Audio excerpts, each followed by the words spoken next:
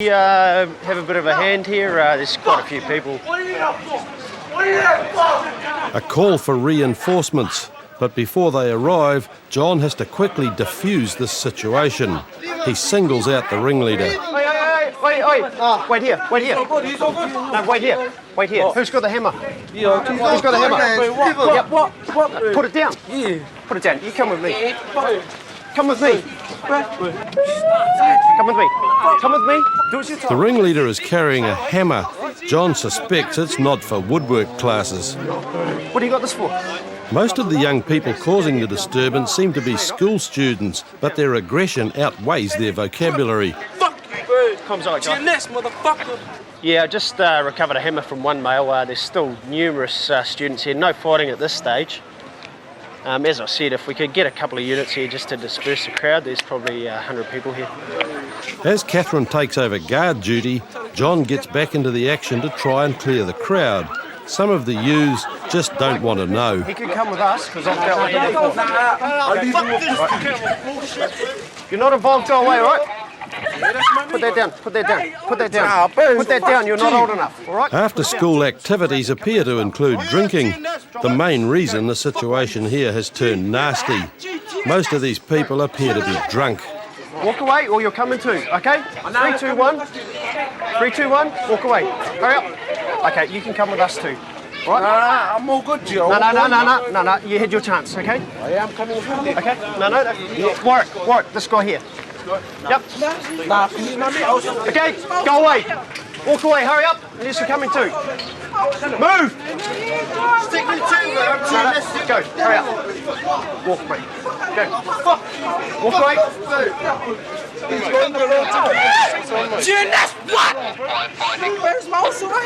Now with 3 ringleaders in custody, the crowd disperse. You want to clear everyone out?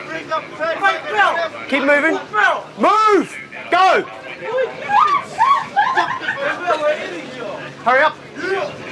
See you later. I got the hammer from this boy here. There's a knife on the roof. Yep. This boy's thrown. Eyewitnesses have said that a group of males that we've found fighting here have jumped a couple of young fellas up at the subway, and then they've moved down here and continued to fight. We've taken 3 guys into custody. 2 of them have had weapons. We've recovered this hammer here, and as far as we can gather, a knife has been chucked up onto the roof of the shop just beside me here. Affirm any update from the victim? 2 victims, minor fists used, just bruising over. Yeah, wait, try. Yeah, thanks, Coles. Just received a sit rep from one of the units up at the subway, and they've told us that the injuries are fairly minor, so it's a bit of relief. But either way, these boys will be coming back to Otahu for further questioning. We ended up bringing back 6 young juveniles from the disorder further up the road in Otahu there. As a result of searching these people pursuant to bringing them back to the station for our safety, we've located numerous weapons, hammers, knives and the like. Each of these young offenders as their juveniles will be referred to youth aid, so we've called in their parents, spoken with them. And those parents are not happy.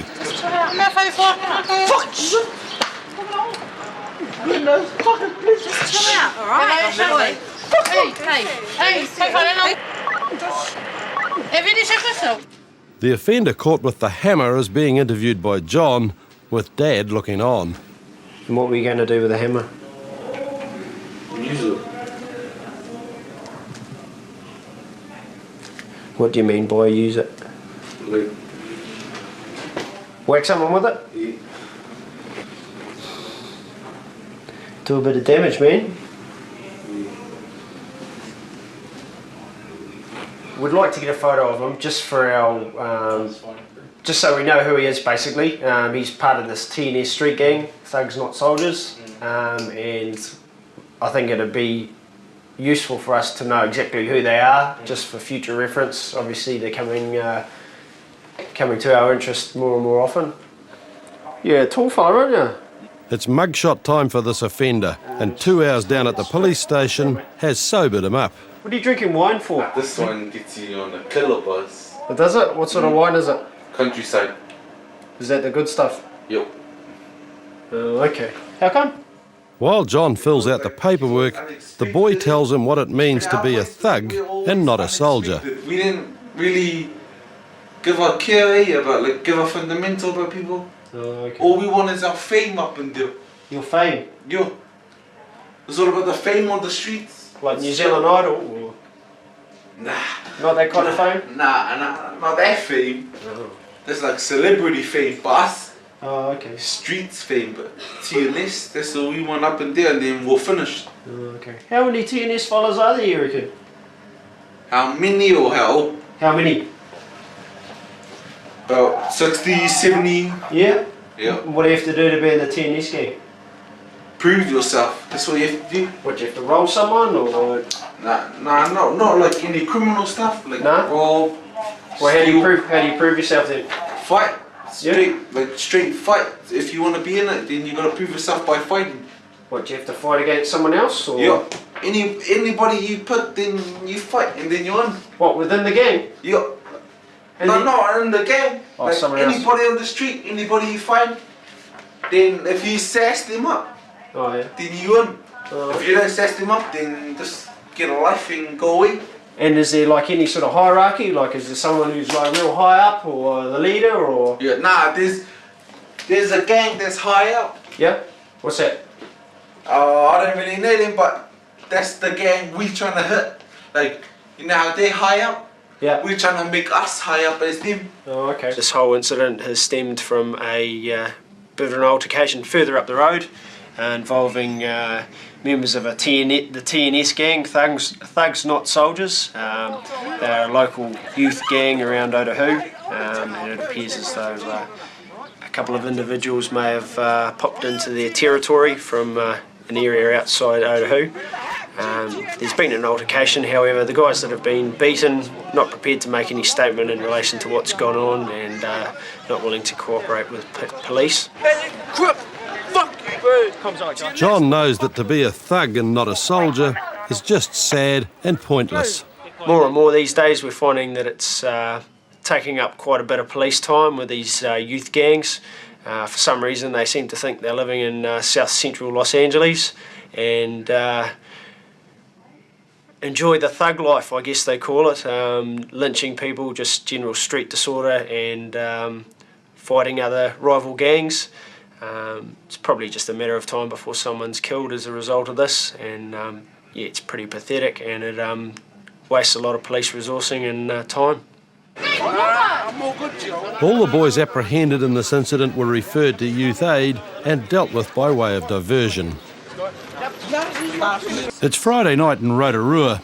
Police dog handler Jason Owen has just stopped a rough-looking vehicle for a warrant check after noticing that its number plates have been poorly screwed on. Bit of a shady vehicle here. We'll see if this guy comes back or anything, but all his number plates have all been screwed on and that sort of carry. What's your surname, mate? Jason tells Jason that he's from Auckland and he's just bought the car in Rotorua. You ever been in trouble with the police or anything? No. Nah. You got any ID on you or anything? Jason also notices that the car has no warrant or registration. Okay. And was it restricted, you reckon? You had? Learners. QP, please. Go name. Surname, Tel Alpha Romeo. First name, Jason. Comms report that the details the driver gave appear to be correct. But Jason's intuition tells him something's not right, and he wants to know more about the woman who sold him the car. Where's she from, mate? It was out in... Here in Rotorua. Oh, okay, yeah. Did you put the number plates on, or...? They gave me the number plates, but they didn't have a box for it, because they were going to deregister the car. Oh, okay, so that's why they've been screwed on, is it? Yeah.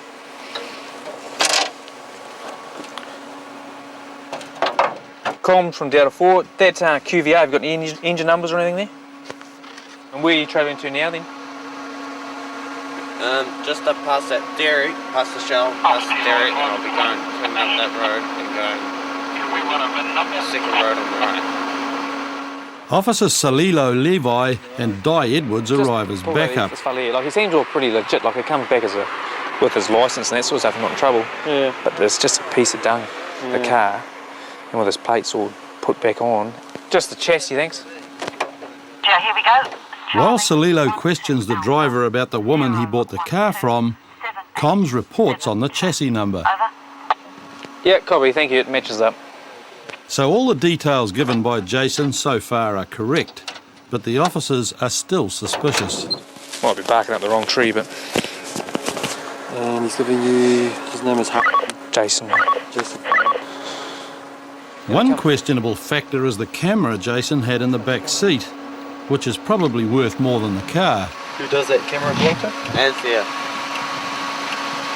I just looked it up here. I got it wrong. It's Anthea. What's that? Anthea who? I don't know.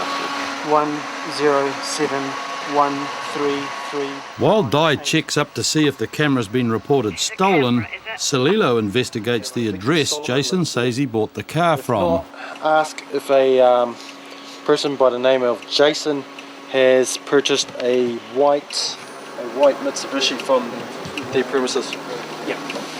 But there's no one home there. Yeah, no, The police are running out of options. Are you letting him go? We're going to follow him down there Yeah.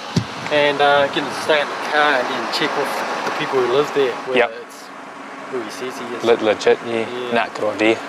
Because, I mean, he could be a brother or anyone, he could be a bad burglar, you know what I mean? Yeah, that's right. Nah, good as gold. Like you say, pick up on the vibes, eh? Yeah. Okay, mate. We'll get you to stop and stay in your car and we'll go have a door knock and confirm your identity from there. Okay? So Salilo follows Jason to where he's staying, just around the corner. After arriving at the address and speaking to the man there, it's revealed that Jason is not the driver's real name. Why did you lie to us? Have you been in trouble with the law up in Auckland as well? I'm doing PD. Start tomorrow at 8. Okay. Are you aware that you might have a warrant or anything like that? You don't have any warrants? Okay. So the address at Drive, is that family? It's my dad's place. Your dad's place. The result of the query to comms under the new name reveals why he may have given a false one. There's also a warrant to arrest for unlawfully taking a motor vehicle. Stand by. You can hear all that, eh? Do you want the driver's details or shall I just go straight to the warrant? Oh, it's busy selling porgies to the boys. Yeah, he's in. Probably nicked the camera too, mate. It's a disqualification ends on the 19th of December this year. It was a 1 Lehman disqualified. Is he going back? Silly though. Or he's hopping out of the driveway? Yeah, I'm just taking the driveway so I'm getting See, there's a digital camera here too, mate. I mean, I don't know what they're worth. Heaps, eh? Spoken to the occupier of this house. He says, yes, it is him, but it's not actually his name. He's given us false details, so boys done a check on that. He's got a warrant for his arrest, hence the false details to start with, and he's forbidden to drive. So Salilo arrests the man of aliases for the outstanding car theft warrants. It turned out that he did own the car he was driving, and the police couldn't prove that the cameras weren't his.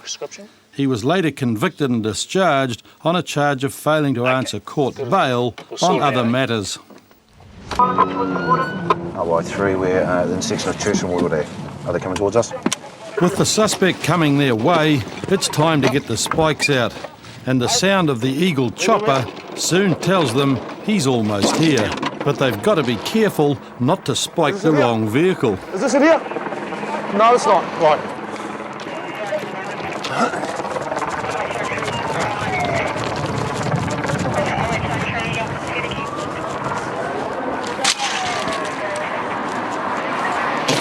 The spikes are designed to deflate the tyres slowly, so the suspect carries on.